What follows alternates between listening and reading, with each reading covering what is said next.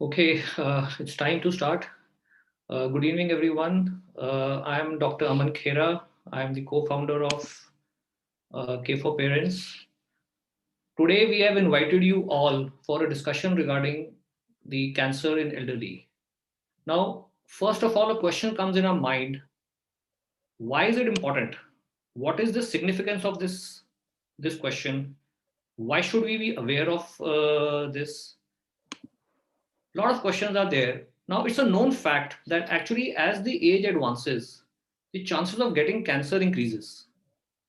And this brings a lot of questions in our mind, a sense of insecurity, a sense of fear that I am 60 plus, will I develop cancer? I have been smoking for, maybe 20 years. Will I, now I've stopped, will I still develop cancer? I had some relative in my family who had developed cancer. Am I more prone to cancer? Is cancer can cancer spread in my family? Is there any test which I can do to prevent cancer? And so on and so forth. There's so many questions which come in our mind as we grow old, but we are scared to ask. We do not know. We have some apprehension, some fears in our mind. So today we are taking up this topic, and we have invited amongst us Dr. Piyush Bajpai. Dr. Piyush Bajpai is the head of medical oncology services of Manipal Hospitals, Dwarka in Delhi. He's a very senior cancer specialist. He's a certified oncologist from the European Society of Oncology, and he has got an expertise in curing a lot of cancers. So we welcome you, Dr. Piyush. Thank you for joining us. It's nice that you took out some time. And as what I was just saying, that I'm sure in your experience also, you must be facing these type of questions, these type of queries, and you have an experience, you and the senior citizens who are more prone, and they have those apprehensions in their mind कि क्या मेरे को cancer हो सकता है, मैंने इतनी cigarette P, मैंने ये ड्रिंक करी, so what is my possibility? So I request you to kindly please take over and give some information regarding the cancer so that the people get aware about this. Over to you, Dr. Piyush. Dr. Khera, for providing me this platform to interact. And this is a very important topic that we have chosen, very relevant for some of the reasons that you already stated. So before I take it forward, am I clearly audible, Dr. Khera? Is it? Yeah, we can hear you. I can hear you. Uh, uh, I'm, I'm just sharing my screen. Are the slides visible over there? Yes, it is visible. So some of the points you rightly touched, Dr. Aman, that why is this particular topic different than the usual cancer awareness uh, talks, or what is the difference basically that is important for elderly population? What we need to understand is definitely that India is overall a young country, but then with the increase in longevity that the medical science, because of the medical science and because of the better lifestyles, relatively, we are seeing that there is an increase in longevity because of lesser infections, but this is gradually increasing, and in current 2020 last year, it was nearly 12% of the population, the Indian population, which was above 60 plus. And we know that the incidence of cancer is primarily bimodal.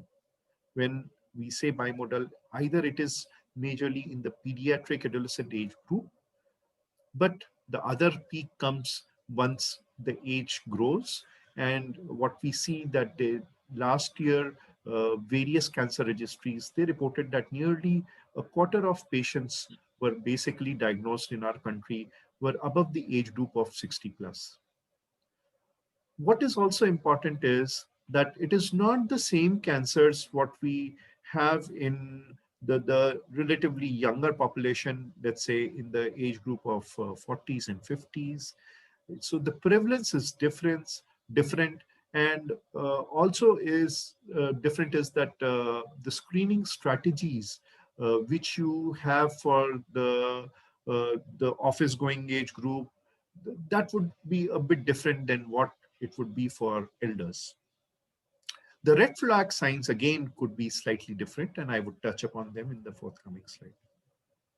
So I intend to take the talk in the following perspective, that knowing cancer, sometimes we get questions from our patients also, that is it is it a transmissible disease, or how did it develop?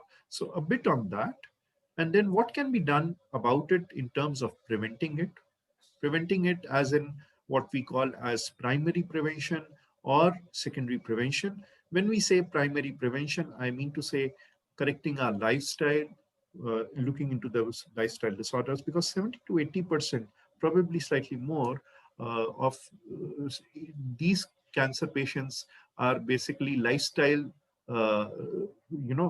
because of the lifestyle changes, which can be probably reversed.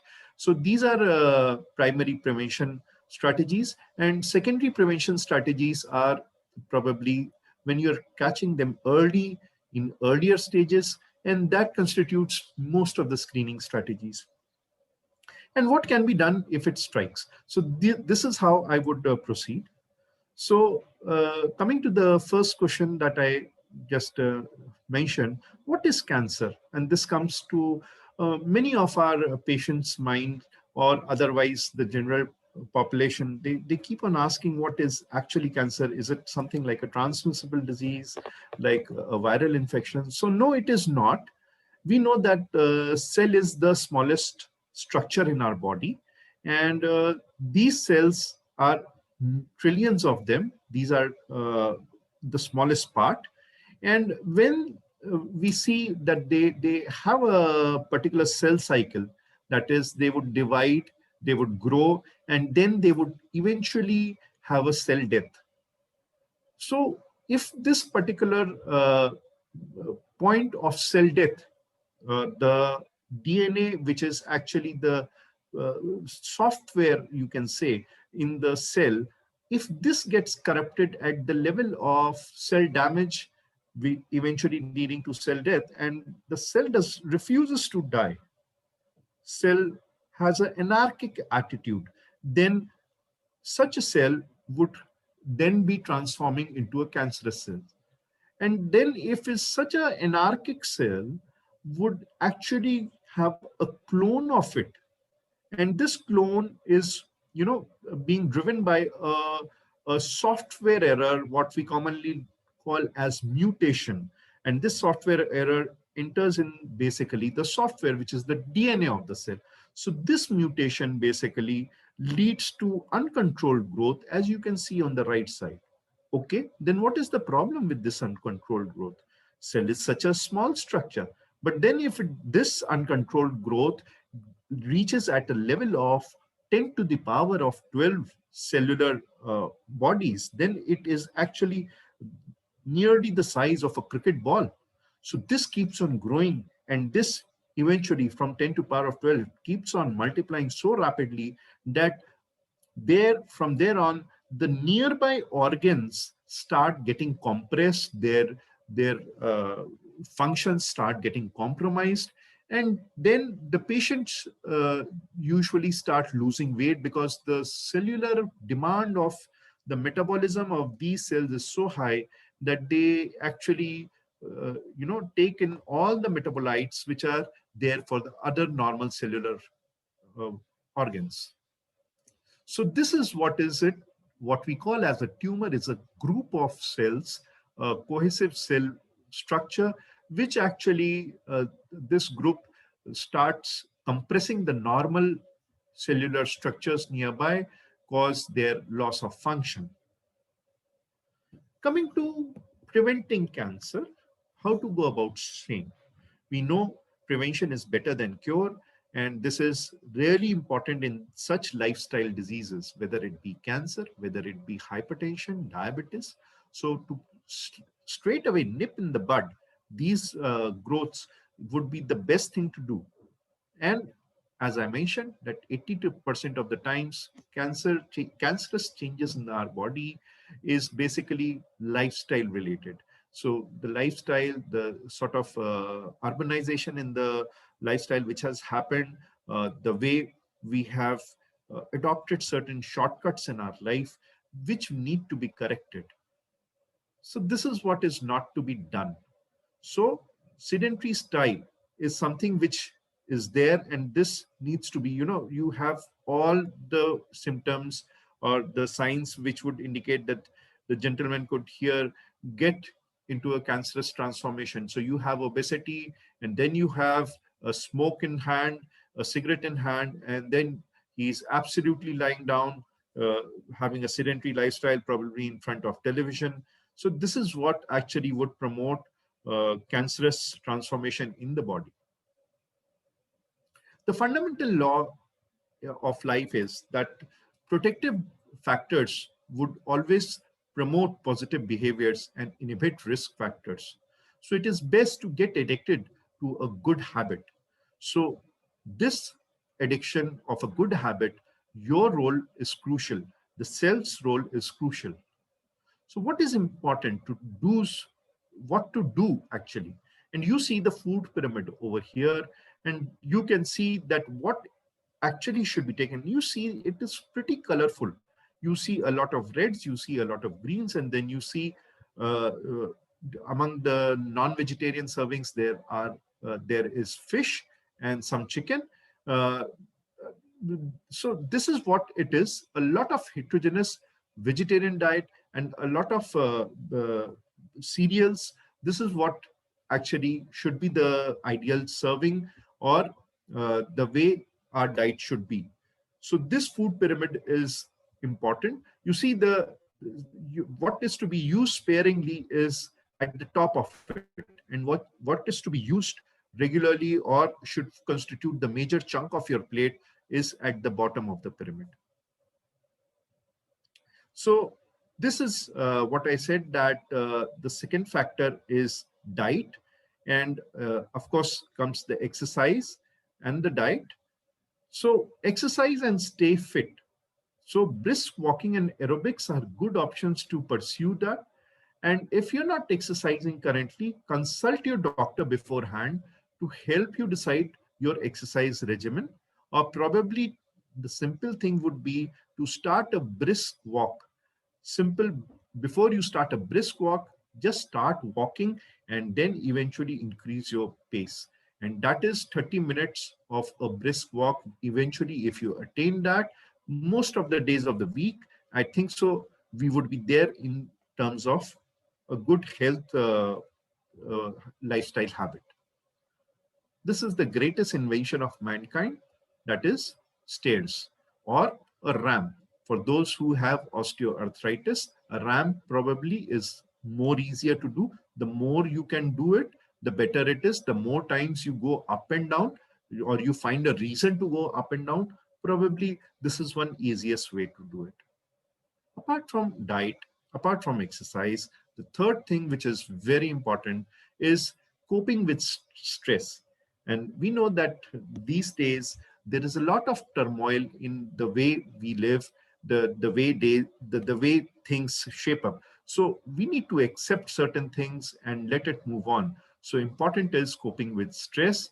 Yoga or meditation helps to a certain extent in coping with stress. The fourth factor, apart from these three factors, would be adequate sleep. And this is what is described, that 6 to 8 hours of sleep actually would relax or uh, you know uh, take care of all the antioxidants that we have in our body. So that is important, a 6 to 8 hours of sleep. Uh, and of course, no smoking. This is absolutely not welcome. So the factor 5, to remain in a good shape and to prevent cancer, nip it in the bud, these 5 factors are very important. Quit smoking, easily said than actually done. So quitting helps in reducing the risk of cancer and other ailments as well. So what is to be remembered, why to quit smoking is because it's not just cancer, but other ailments also would be benefited. And for somebody, Dr. Aman actually asked that what to do if I have been smoking so long? Would I get benefited by stopping now? Would I really be benefited? So yes, the individual would benefit even if he stops smoking at an elderly age group. The risk of lung cancer or heart diseases would start going down from that very day. And this has been noted in various scientific studies. So, and the major change happens in the first 6 weeks. The risk of getting the carcinogens being exposed to the various cell lining of the lung, the risk of carcinogenesis is lowered within the first 6 weeks itself. Avoid alcohol. We must understand. Dr. Bajpai, sorry to interrupt. I have one request. If you can, mix a bit Hindi also in between, because some of our members, it'll be easier for them to understand. Okay. Thank you. Right. Thanks, Dr. Aman, for just reminding me on this.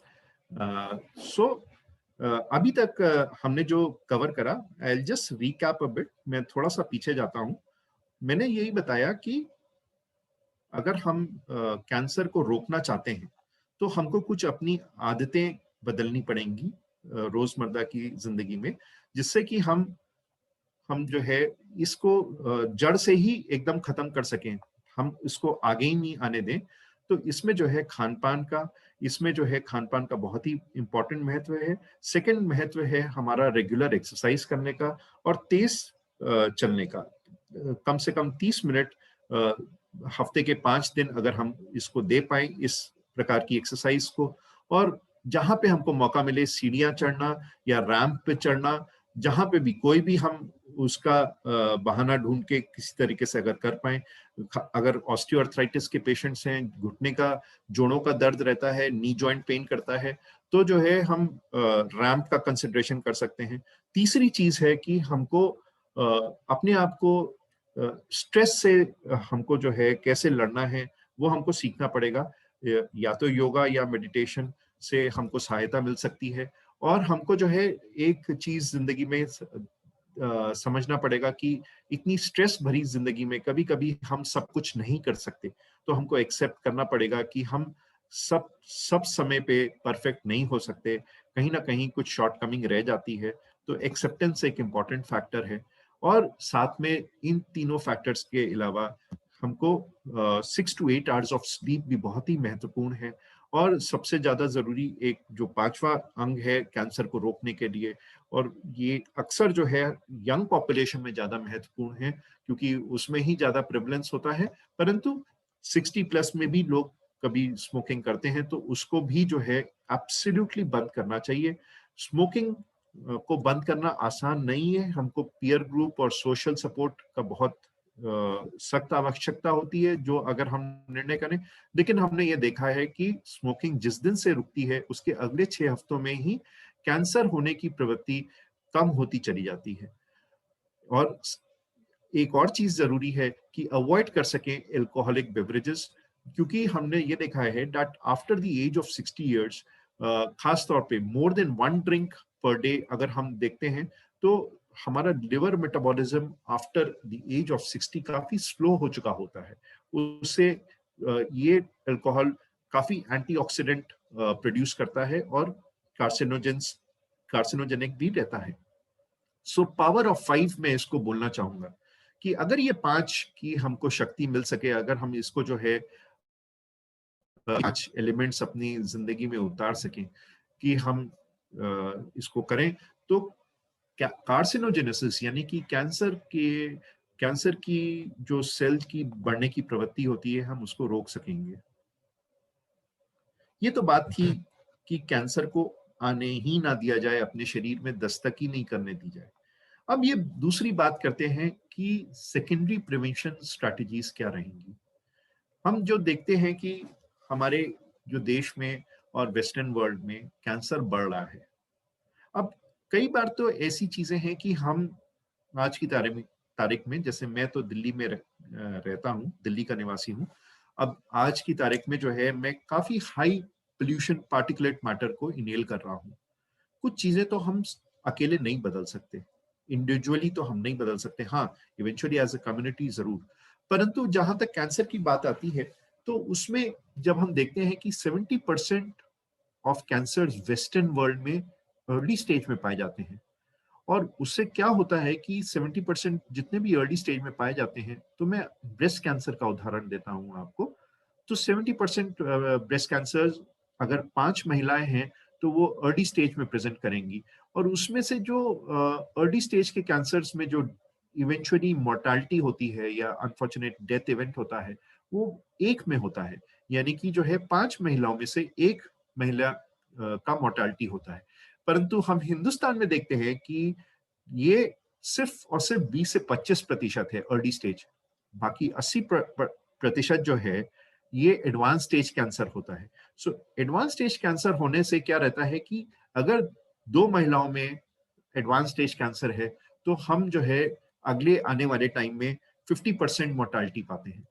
तो ये एक चिंताजनक बात है। अगर हम early stage cancer को शुरुआत में ही पकड़ना शुरू कर दें, अगर कैंसर कहीं परिवर्तन हो रहा है, हम कुछ ऐसे मेथड्स अपना के जिसको हम बोलते हैं सेकेंडरी प्रिवेंशन स्ट्रेटजीज, तो पहले तो हमको जानना पड़ेगा कि क्या ऐसे साइंस होते हैं जो कि कैंसर अपने आप को जो है दिखलाता है कि हाँ दस्तक दे रहा है कैंसर। हमको क्या ऐसे शरीर में परिवर्तन हमको अवेयर होना चाहिए। इनको बोलते हैं अक्सर ये नो वार्निंग साइंस या रेड फ्लैग साइंस मैं इनको बोलूंगा। यानी कि ये अगर आपके शरीर में आते हुए कभी भी दिखें तो इसमें जो है आपको तुरंत अपने डॉक्टर, फैमिली फिजिशियन, उनके पास जाके रिपोर्ट करना चाहिए कि ये तो परिवर्तन आ रहा है, अब तो इसमें कुछ करने की बात है। सो चेंज इन बाउल और ब्लैडर हैबिट्स, यानी कि मोशन अभी तक जो है कब्जियत नहीं रहती थी, बाउल जो है ठीक होता था, बाउल क्लियरेंस ठीक होता था, कब्जियत एकदम नहीं रहती थी, एकदम से जो है एकाएक कब्जी होने लग गई, या फिर पेशाब का जो फ्लो है वो अगर कहीं ना कहीं उसमें इम्पेडिमेंट आए या वो धीमे हो जाए पेशाब, और या फिर जो है कपड़ों में छूटे, तो या ड्रॉप्स करके खास तौर से मेल्स में जो है ड्रॉपलेट्स की तौर पे गिरे, या फिर पूरा ब्लैडर खाली होने का फीलिंग ना आए, तो कहीं ना कहीं ये प्रोस्टेट से संबंधित रोग हो सकता है। तो हमको अपने डॉक्टर से बात करनी चाहिए। अ सोर दैट डज नॉट हील, यानी कि कोई भी छाला जो कि भर नहीं रहा हो मुंह में, चाहे वो कोई छाला हो या फिर कहीं और कोई घाव हो जो भर नहीं रहा हो, तो उसका क्या कारण हो सकता है। या तो अक्सर जो है हम देखते हैं डायबिटीज में होता है, या फिर कहीं ये ऐसा तो नहीं कि ये कैंसरस इसकी प्रवृत्ति होती जा रही है, तो हमको अपने डॉक्टर से बात करनी चाहिए। अनयूजुअल ब्लीडिंग और डिस्चार्ज, यानी कि कहीं से भी किसी भी अंग से हमको ब्लीडिंग कभी भी दिखे तो हमेशा अलार्मिंग होती है।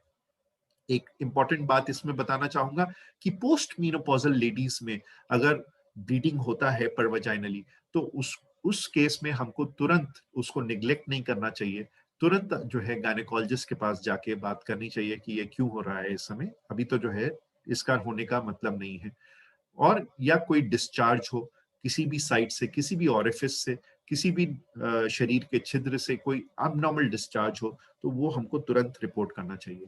ऐसे ही करके हमको ब्रेस्ट लंप में गांठ उत्पत्ति हो रही हो, या स्तन के ऊपर की खाल में कोई बदलाव आ रहे हो, निप्पल में कोई बदलाव आ रहे हो, तो उसको तुरंत रिपोर्ट करना चाहिए। जरूरी नहीं है कि ये गांठ सिर्फ स्तन की गांठ हो, कहीं पे भी किसी भी शरीर में मेल्स में कोई गांठ आए, एकदम से बनने लग जाए, उसको भी रिपोर्ट करना चाहिए। और इसी प्रकार से अगर हम जो है इनडाइजेशन, यानी कि बदहजमी स्टार्ट हो जाए, गैस की प्रॉब्लम एकदम से स्टार्ट हो जाए, और वो हम आमतौर पे जो है गैस की प्रॉब्लम होती है या खट्टी डकारें आती हैं, तो एक आमतौर पे दवा लेते हैं पैंटोप्राजोल। उसका कोर्स होता है एक्चुअली, अगर 1 महीने खाने के बावजूद भी आपको गैस की प्रॉब्लम बनी रहे, क्योंकि पैंटोप्रोजोल अक्सर अब ओवर द काउंटर ड्रग हो गई है, 1 महीने के बावजूद भी अगर जो है गैस्ट्राइटिस होती रहे, तो आप प्लीज अपने डॉक्टर को दिखाइए। उसमें दूरबीन की जांच यानी कि एंडोस्कोपी करने की जरूरत हो सकती है। इसी प्रकार से हमें कई शरीर पे स्किन पे मस्से होते हैं या मोल होते हैं, उसमें अगर कोई उसके दिखने में परिवर्तन आने लगे या कोई ब्लीडिंग हो, तो उसको तुरंत हमको जो है डॉक्टर को दिखाना चाहिए। खांसी बराबर अगर आती जाए, नागिंग कॉफ यानी कि 3 हफ्ते से ज्यादा खांसी अक्सर जो है ट्यूबरक्लोसिस का निशानी होता है हमारे देश में, परंतु लंग कैंसर, खास तौर से किसी को अगर स्मोकिंग का हिस्ट्री रहा हो या फिर पैसिव स्मोकिंग कोई करता हो अनफॉर्चुनेटली, खास तौर पे जैसे कि जो है लेडीज अगर उनके घर में कोई स्मोकर हो, वो पैसिव स्मोकिंग हो जाती है, यानी कि ना चाहते हुए भी जो है वही धुआं उनको सूंघना पड़ता है, तो वो पैसिव स्मोकिंग होती है। तो अगर कभी ऐसा कोई खांसी आए या आवाज में बदलाव आए, जिसको होर्सनेस बोलते हैं, तो हमको चेस्ट इमेजिंग कंसिडर करनी चाहिए या एक्सरे या सीटी स्कैन डॉक्टर से बात करके करना चाहिए। अनएक्सप्लेन्ड अनीमिया यानी हीमोग्लोबिन में अगर हमको बराबर कम से कम 3 to 6 मंथली एक सीबीसी अपना हीमोग्लोबिन का चेकअप जरूरी होता है, जिससे कि हमको आइडिया रहे कि कहीं हमारा न्यूट्रिशन भरपूर चल रहा है, बराबर चल रहा है। अगर अनीमिया होता है, कभी कभी आयरन डेफिशिएंसी अनीमिया, तो हमको सोचना पड़ता है कि कहीं कोई ब्लीडिंग तो नहीं हो रही, कहीं अनअकाउंटेड, कहीं हमको पता नहीं लग रहा है, हम फ्लश कर देते हैं स्टूल से उठते समय, तो कई बार तो पाइल्स की समस्या हो सकती है जो कि अननोटिस जाए।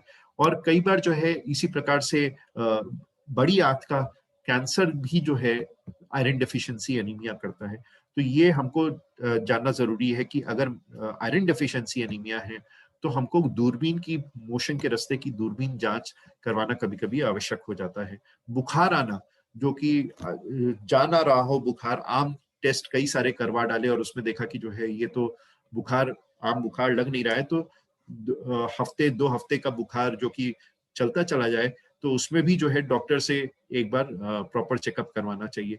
Sudden unexplained weight loss, unexplained weight loss का मतलब कि आपने अपना डाइटरी पैटर्न को नहीं चेंज करा हो, आप कुछ फास्ट नहीं रख रहे हो, आपने अपना, आप जितनी चपाती खा रहे हो उतना ही खा रहे हो, लेकिन आपका वजन कम होता जा रहा है, तो ये कहीं हमको जो है देखना पड़ता है।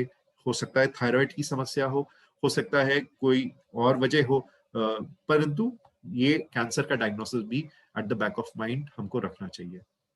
इंपॉर्टेंट क्या है कि हम जितना इसको लेट पकड़ते हैं कैंसर को, हमको ये तो एक कॉमन सेंस की ही बात है कि जितना अर्ली होगा उतना गुड होगा, और ऑफ कोर्स गुड प्रोग्नोसिस मतलब क्योरेबिलिटी अच्छी रहेगी। जितना लेट होगा उतना ही हमको पुअर रिजल्ट्स मिलेंगे, और वही हम देख रहे हैं कि हिंदुस्तान में लेट प्रेजेंटेशन की वजह से कभी कभी जो है हमको रिजल्ट्स उस मन मुताबिक नहीं मिल पाते।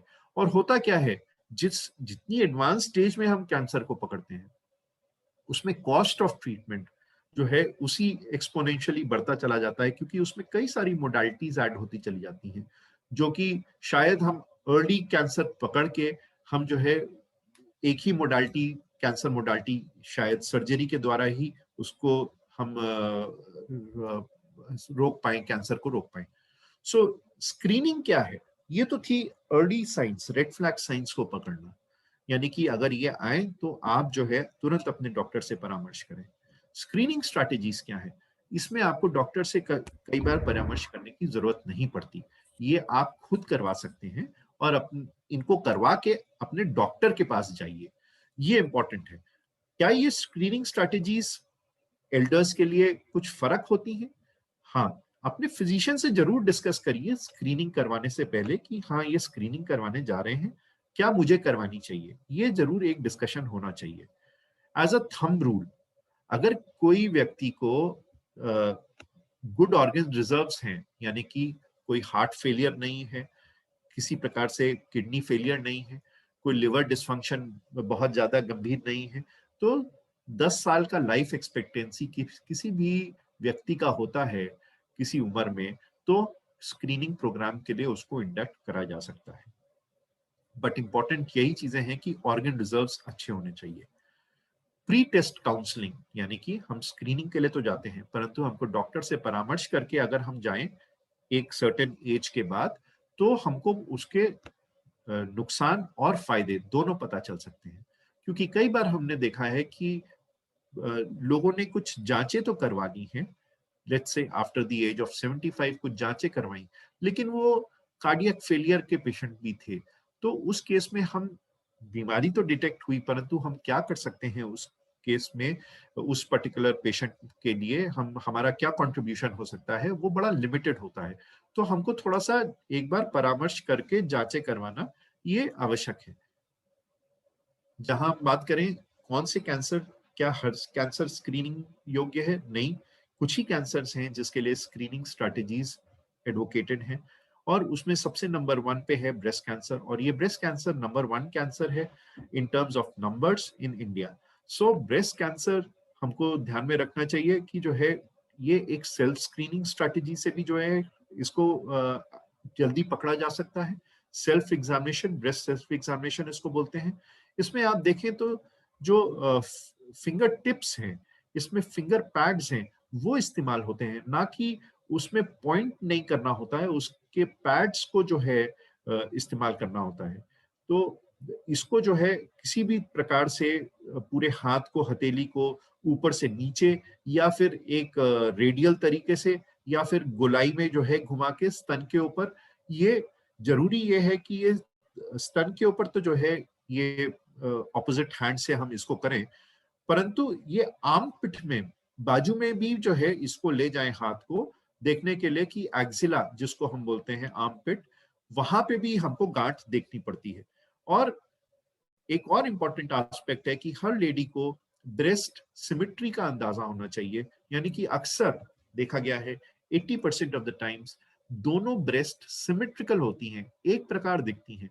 कहीं कहीं ना कहीं शीशे में एग्जामिन करते समय अगर किसी लेडी को कोई परिवर्तन लगे, और खास तौर पे नया परिवर्तन लगे, तो वो चीज जो है इंपॉर्टेंट हो जाती है, और एक क्लिनिशियन से एग्जामिनेशन जरूरी हो जाता है। इसी प्रकार से कोई निप्पल में चेंज या स्किन में चेंज हो। So what is clinical breast examination? ये तो था सेल्फ ब्रेस्ट एग्जामिनेशन, जो कि हर लेडी को 18 साल के बाद जो है शुरू कर देना चाहिए। और एक ये सबसे इंपॉर्टेंट चीज इसलिए आज की तारीख में, कोरोना टाइम में इसलिए है, क्योंकि जो है कई बार आप क्लिनिक पे नहीं जा पा रहे हो, तो इस वजह से सेल्फ ब्रेस्ट एग्जामिनेशन इंपॉर्टेंट हो जाता है। तो क्लिनिकल ब्रेस्ट एग्जामिनेशन क्या होता है, क्या फर्क होता है? ये अगर एक ट्रेन डॉक्टर, ट्रेन क्लिनिशियन जो कि ब्रेस्ट कैंसर के मरीज बराबर देखते हैं, वो अगर करें, और अदरवाइज सर्जन्स या जो इस प्रकार के पेशेंट्स देखते हैं, वो जो है once in 3 months और 6 months या एवरी क्लिनिकल विजिट पे करें, तो इससे जो है कई बार छोटे, बहुत ही छोटे महीन गांठें पकड़ में आ सकती हैं। ऑफ कोर्स डिजिटल मैमोग्राफी एक स्टैंडर्ड तरीका है स्क्रीनिंग का, और ये गोल्ड स्टैंडर्ड माना जाता है, यानी कि जो है द अल्टीमेट टेस्ट। तो इसको ये करने का जो है क्या समय है, 50 साल के ऊपर जो है इसको चालू कर सकते हैं। इंडियंस में जो है 40 साल के ऊपर का भी रिकमेंडेशन है। कब तक करा जाए इसको, ये मैंने जैसे आपको बताया कि ये 70 ईयर प्लस में भी करा जा सकता है। हाँ, इंपॉर्टेंट ये है कि जो भी महिला 70 ईयर के ऊपर इसको करवा रही हैं, उनका जो लाइफ स्पैन है जो मैंने बताया, वो एक तो 10 इयर्स का होना चाहिए, कोई और कोमॉर्बिडिटी उसको जो है इम्पीड नहीं करना चाहिए, यानी कि हार्ट फेलियर में ना हो या फिर किडनी फेलियर में ना हो, और अपने आप आराम से चल के जा सके। तो ये जो है कम से कम 2 साल में एक बार तो करवाया जा सकता है। बात आई सर्वाइकल एंड यूट्राइन कैंसर्स की, तो जो second most common screening program in females है वो सर्वाइकल कैंसर के लिए है। सो जहां तक सर्वाइकल कैंसर का है, पैप स्मीयर जो है एवरी 5 इयर्स अलॉन्ग विद, ये 30 से 65 साल की लेडीज में जो है हर 5 साल में एक बार करवाया जा सकता है। इंपॉर्टेंट ये है कि अगर कम से कम एक पैप स्मीयर हुआ है तो वो बहुत ही इंपॉर्टेंट हो जाता है, और 3 नेगेटिव पैप स्मीयर्स के बाद जो है 5 साल के अंतराल पे कोई और फर्दर पैप स्मीयर शायद करवाने की जरूरत ना पड़े।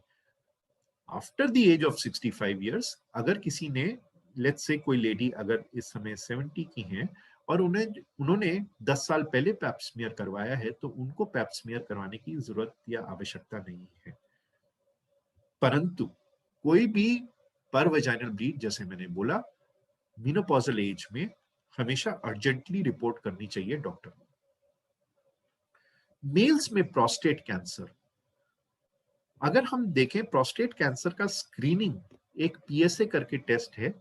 ये हमेशा, जैसे आपने देखा होगा कई बार पैथोलॉजी लैब्स के पैम्फलेट्स अखबारों में आते हैं, उसमें लिखा रहता है कि ये पैकेज इतने का है, ये पैकेज इतने का, और उसमें पीएसए अगर करवाएं तो जो है कुछ वैल्यू आती। मेरा दरख्वास्त ये है कि पीएसए टेस्टिंग से पहले हमेशा अपने डॉक्टर से परामर्श करें कि क्या आपको इसे करवाना चाहिए, क्योंकि इसके फायदे हैं परंतु इसके कुछ शॉर्टकमिंग्स भी हैं। क्योंकि पीएसए अगर नॉर्मल होता है तो ये 100% प्रोस्टेट कैंसर को रूल आउट नहीं करता, और कभी कभी पीएसए बड़ा होने के बावजूद भी प्रोस्टेट कैंसर नहीं होता। तो हमेशा एक बार अपने डॉक्टर से परामर्श करके ही जो है इसको आगे बढ़े। कब करना चाहिए? अदरवाइज अपने डॉक्टर के परामर्श के बाद। Older people, because risk of prostate cancer increases with age. It is very rare to get prostate cancer below 40. 40 के बिलो तो हमको प्रोस्टेट कैंसर ना के बराबर मिलता है, पर हम जैसे ही जो है उम्र बढ़ती चली जाती है, हम देखते हैं कि 65 के साल के बाद जो है प्रोस्टेट कैंसर, इसका इंसिडेंस बढ़ता है। पीएसए टेस्टिंग अपने डॉक्टर के परामर्श के साथ करवाएं। और जैसे मैंने कुछ साइंस बताए थे ब्लैडर हैबिट्स के, कि पेशाब का फ्लो इम्पीड होना, धार जो है दूर तक ना गिरना, या धार एकदम बूंदों बूंदों में गिरना, या फिर हेजिटेंसी होना, पेशाब निकल जाना, तो ये सब कुछ साइंस हैं जहां पे अपने डॉक्टर से परामर्श करना चाहिए। और ऐसे भी पेशेंट्स, ऐसे भी लोग हैं जिनके परिवार में प्रोस्टेट कैंसर किसी व्यक्ति को रहा है, भाइयों में या फिर फादर में किसी को अगर रहा हो, तो उनको थोड़ा हायर रिस्क होता है। ना कि प्रोस्टेट कैंसर परंतु ब्रेस्ट या ओवेरियन कैंसर भी अगर लेडीज में रहा हो, तो मेल्स को प्रोस्टेट कैंसर के लिए थोड़ा सतर्क होना चाहिए। ये कुछ मैंने सिम्टम्स बताए थे प्रोस्टेट कैंसर के लिए, जो कि हमको अपने डॉक्टर से डिस्कस करने चाहिए।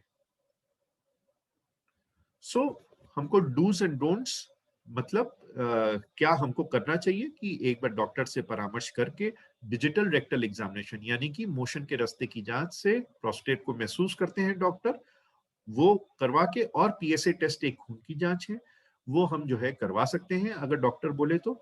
और क्या, कैसे करके हम प्रोस्टेट कैंसर का रिस्क कट ऑफ कर सकते हैं? जैसे मैंने बताया, लाइफस्टाइल चेंजेस से, रेगुलर एक्सरसाइज से, स्मोकिंग को प्रोहिबिट करके, और सैचुरेटेड फैट को ना लेके उसका कट डाउन करके हम कर सकते हैं प्रोस्टेट कैंसर का को हम जो है स्टॉप कर सकते हैं। बात आई बड़े आंत की कैंसर की, जो कि एक और कैंसर है जो कि स्क्रीनिंग, उसके लिए स्ट्रैटेजी उपलब्ध है, और वो ये है कि बड़े आंत का कैंसर, ये जो है एक दूरबीन द्वारा अगर हम बड़ी आंत को देखें, और इसकी जांच कम से कम 50 साल के बाद 10 साल में एक बार दूरबीन की जांच करवाएं। कभी कभी अल्सरेटिव कोलाइटिस के कुछ मरीज होते हैं, क्रॉन्स डिजीज के कुछ मरीज होते हैं जिनको कोलाइटिस की दिक्कत रहती है, उसमें जो है हमको थोड़ा फ्रीक्वेंट कोलोनोस्कोपी की जरूरत पड़ती है, परंतु अदरवाइज वंस इन 10 years स्कोपी, और कम से कम जो है 2 साल में एक बार जो है फीकल अकल्ट ब्लड टेस्टिंग।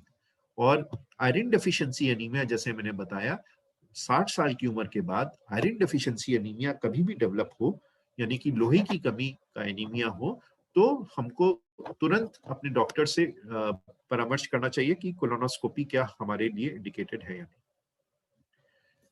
एक इंपॉर्टेंट बात यह है कि हम बात करते हैं कि कैंसर को कैसे प्रिवेंट करें, लेकिन जब कैंसर अगर आ जाता है तब क्या करा जाए।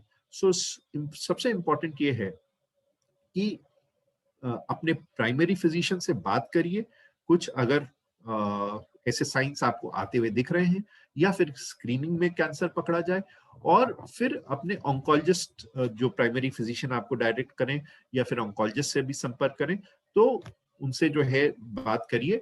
और कैंसर पेशेंट को बेसिकली फैमिली सपोर्ट की बेहद आवश्यकता होती है। बहुत ही इंपॉर्टेंट है केयर गिवर का रोल कैंसर पेशेंट के लिए। तो ये तीनों अगर जो है एक टीम की तरह काम करें तो हम कैंसर पेशेंट को एक अच्छा ट्रीटमेंट दे सकते हैं। बात आती है कि जो है कैंसर के लिए अगर कैंसर होता है तो क्या इलाज उपलब्ध है। तो ब्रॉडली अगर हम कैंसर के ट्रीटमेंट की बात करें तो इसको डिवाइड करा गया है कि कैंसर का फैलाव कितना है। अगर सिर्फ और सिर्फ एक ही साइट पे सीमित है, यानी कि लोकल है कैंसर, तो उसको सर्जरी या रेडियोथेरेपी द्वारा एड्रेस करा जा सकता है और बाद में उसको कीमोथेरेपी दी जा सकती है। लेकिन अगर जो है सिस्टमिक हो, यानी कि थोड़ा ज्यादा फैलाव हो, तो या तो कीमोथेरेपी या हार्मोनल थेरेपी या इम्यूनोथेरेपी अब आज की तारीख में दवाई है, और या फिर टारगेटेड थेरेपी, यानी कि काफी प्रिसाइज टाइप की थेरेपी। ये जो है कुछ सिस्टमिक थेरेपीज हैं। तो इसी के साथ मैं अपनी टॉक खत्म करता हूँ। तो Piyush, thank you so much, आपने इतना समझाया सबको। I am sure people must have listen to it well, समझ आई होगी। Doctor Piyush, I would like to ask you one thing. आपके हिसाब से कोई मतलब आपने इतना अच्छा समझाया सबको, what can be 3 take away points, like कोई ये 3 चीजें हम मतलब जो सबको एक चीज माइंड में याद रखनी चाहिए कैंसर के संदर्भ में। देखिए, जो मैंने बताया डॉक्टर अमन, हमको 5 चीजें जो प्राइमरी प्रिवेंशन के लिए हैं, जो पावर ऑफ 5 मैंने बोला था, वो बहुत ही बेहद जरूरी है। कि एक एडिक्वेट स्लीप होनी चाहिए, एक अच्छी निद्रा बहुत इंपॉर्टेंट है। Then abstinence of smoking is absolutely important for prohibiting entry of cancer cells in the body, यानी कैंसर सेल्स को परिवर्तित करने में। Number 3 is that a healthy diet. कभी कभी जो है हम सोचते हैं हम खाना ठीक खा रहे हैं, परंतु हमारे जो ग्रीन वेजिटेबल्स हैं या फिर कैरोटीनॉइड्स हैं, जो लाल सब्जियां हैं, वो हमारी थाली में कुछ कभी कभी जो है नॉन वेजिटेरियन फूड में रेड मीट जो है उसमें ऑक्सीडेंट्स ज्यादा होते हैं। तो ये एक तो डाइटरी पैटर्न। देन एक्सरसाइज का बहुत ही इंपॉर्टेंट महत्व है, एक ना कि कैंसर बल्कि सारी लाइफस्टाइल डिजीजेस में, कार्डियक डिजीजेस में। The number fourth is that the stress should not be taken to a certain extent beyond what you cannot do. So ये तो 5 चीजें बड़ी इंपॉर्टेंट हैं। और मैंने जो 9 पॉइंट्स बताए थे कि अगर ये कोई भी अपने शरीर में आपको बर्ताव, कोई भी फर्क आता दिख रहा है, चाहे वो छोटी सी कब्जियत हो, चाहे वो पेशाब का फ्लो हो, चाहे वो निगलने में कोई दिक्कत हो, चाहे शरीर के अंग का कोई निशान हो जो फर्क आ रहा हो, लेडीज में स्तन की सिमेट्री या फिर कोई उसमें गांठ पैदा हो रही हो, उसको छुपाएं नहीं, उसको तुरंत एकदम सामने लाएं फैमिली के। फैमिली आपका वेट कर रही है आपको सपोर्ट करने के लिए। परंतु कई बार हम सोचते हैं कि जो है सब परेशान हो जाएंगे, खासतौर में लेडीज के लिए बोलता हूँ कि वो सोचती हैं कि नहीं, अगर हम जो है ये अपनी समस्या बताएंगे तो जो है परिवार वाले, उनका जो है जीवन चक्र एकदम रुक जाएगा। तो मेरा अनुरोध यही है कि वो एकदम तुरंत उसको लाएं सामने और उसका ट्रीटमेंट शुरू करवाएं। तो बेसिकली जो हमको समझ आ रहा है, जो आपने डिस्कस किया है आज, कि कैंसर की संभावना उम्र से बढ़ती है, लेकिन अगर इसका प्रॉपरली हम इसको अपना अपना रूटीन चेकअप कराते रहें, रेगुलर चेकअप कराते रहें, अब खुद भी और डॉक्टर के थ्रू भी, तो हमारे को या तो हमको कैंसर जल्दी पकड़ा जाएगा एज अ रिजल्ट, जिसकी वजह से हमारा ट्रीटमेंट अगर होएगा तो हम ठीक भी हो सकते हैं। प्लस जो आपने आपने जो हैबिट्स बताई, जैसे प्रॉपर डाइट या exercise, lack of stress, tension कम करना, इससे भी काफी हद तक हमारे को इस बीमारी से छुटकारा मिल सकता है। Absolutely. I think doctor Piyush, आज आपसे बात करके बड़ा अच्छा लगा। आपने काफी कुछ नॉलेज हमारे को दी, thank you very much for that. And आप आए, आपने अपना टाइम निकाल के हमारे साथ ऑलमोस्ट 1 घंटा आपने हमारे साथ बिताया। We are very grateful to you, and my special thanks to the management of Manipal hospital also, जिन्होंने ये एक प्रोग्राम बनाने में हमारी मदद करी। So thank you very much, and I am sure we'll be in touch again and we'll meet soon. We look forward to such educative programs. हमको अगर ऐसा अपॉर्चुनिटी मिले if we can connect, then it's always what we can impart and, defeat these sort of chronic diseases as a team. So thanks, Dr. Aman, and thanks to all the audience for joining and asking questions. Thank you so much. Thank you very much.